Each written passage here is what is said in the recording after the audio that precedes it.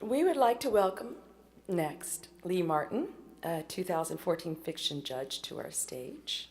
Lee Martin is the author of 4 novels: The Bright Forever, which was a finalist for the 2006 Pulitzer Prize in Fiction, River of Heaven, Quakertown, and Break the Skin, and 3 memoirs, From Our House, Turning Bones, and Such a Life. His first book was the short story collection, The Least You Need to Know. His writing has appeared in Harper's, Ms., Creative Nonfiction, the Georgia Review, the Kenyon Review, Fourth Genre, River Teeth, the Southern Review, Prairie Schooner, and Glimmer Train. He is the winner of the Mary McCarthy Prize in Short Fiction and fellowships from the National Endowment for the Arts and the Ohio Arts Council. He teaches in the MFA program at The Ohio State University. And Lee joins us to introduce the 2013 fiction runner-up.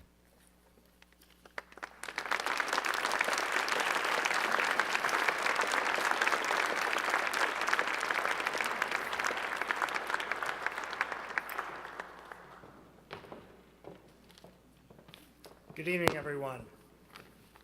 Having driven only an hour west from my home in Columbus this evening, I carry with me the feeling that I've traveled far and wide, thanks to the 6 novels that were finalists in fiction this year. I've journeyed through Haiti and beyond, through the American South and World War I Canada, through war-torn Spain and Chechnya, and through the Brooklyn landscape of one woman's thoughtful life. When Sharon asked me if I'd agree to be one of the judges for the Dayton Literary Peace Prize in Fiction, I had no idea how far I'd travel in the months ahead.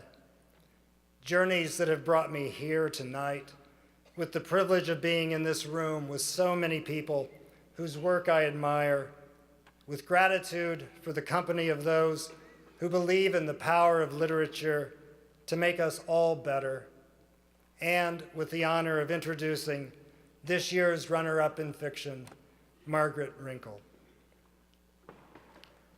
Toward the end of Margaret's stunning debut novel, Wash, the healer, Pallas, considers the simultaneous absence and presence of the title character in the years following his death.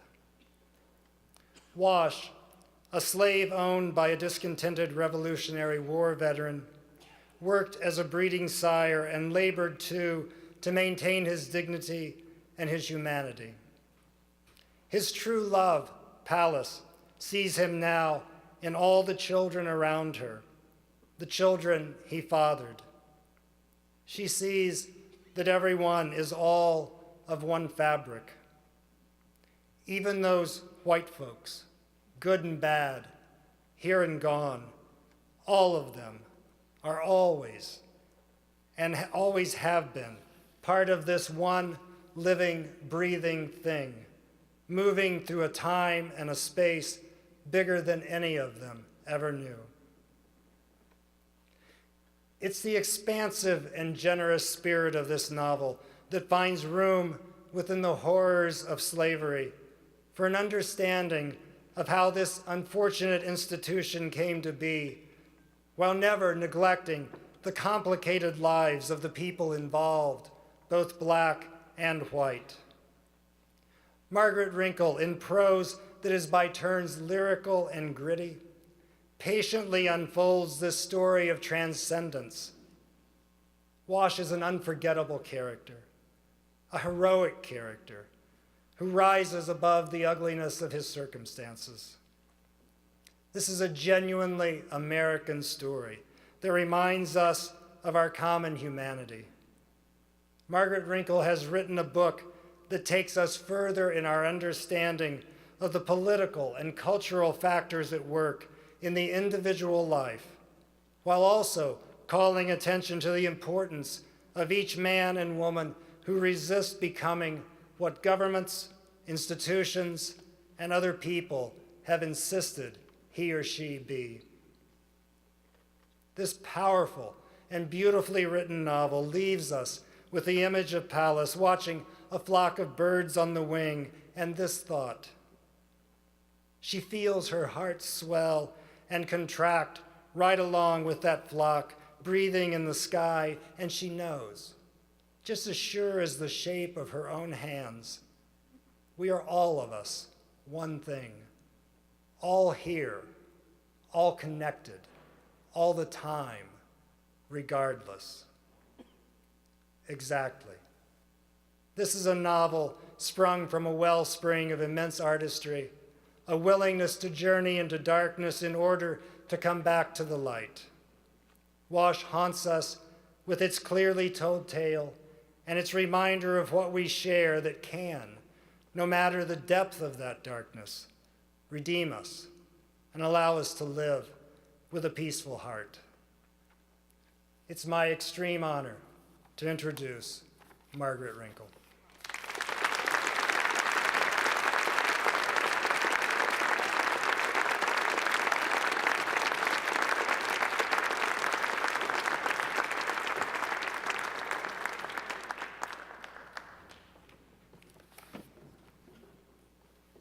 Good evening, everyone.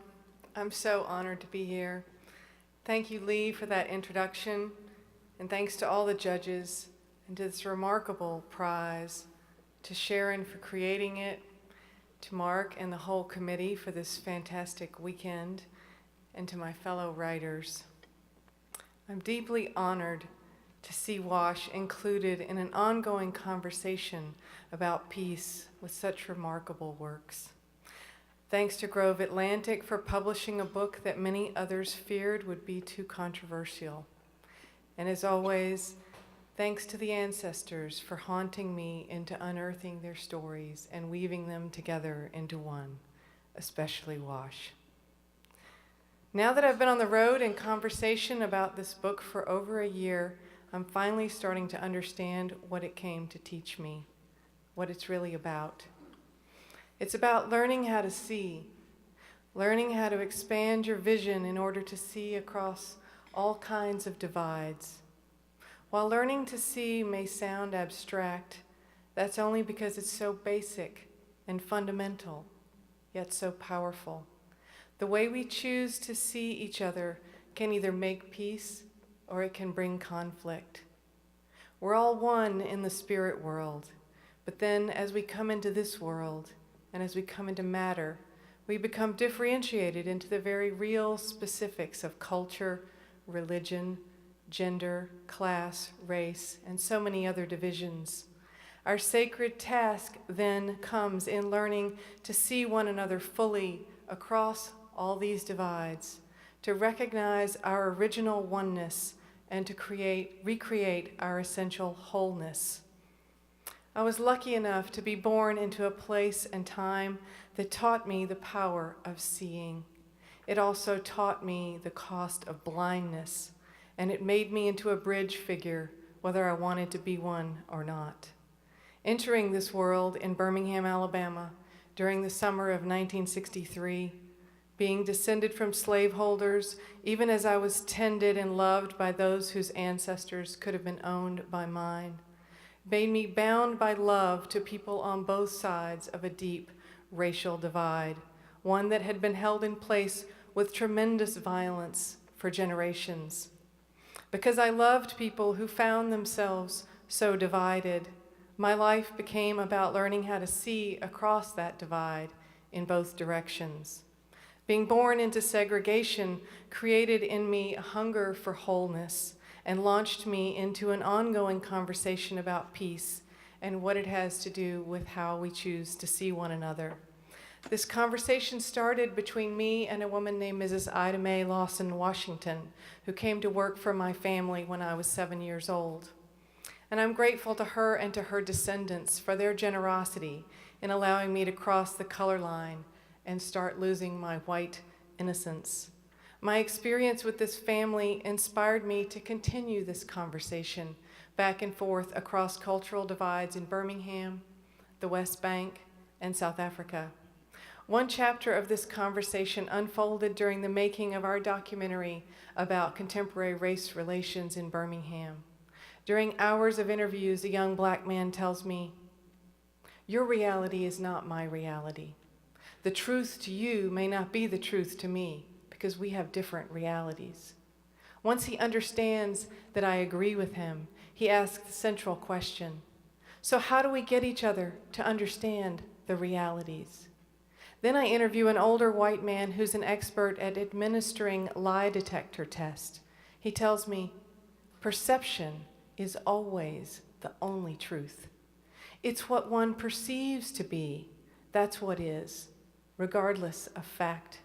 I can tell a person about a particular thing, and unless that person perceives that what I'm saying is true, they can continue to think I'm absolutely wrong, when I continue to think I'm absolutely right. These conversations made me wonder if truth depends on perception, and perception depends on experience, then how do we acquire the necessary experience to inform our perceptions?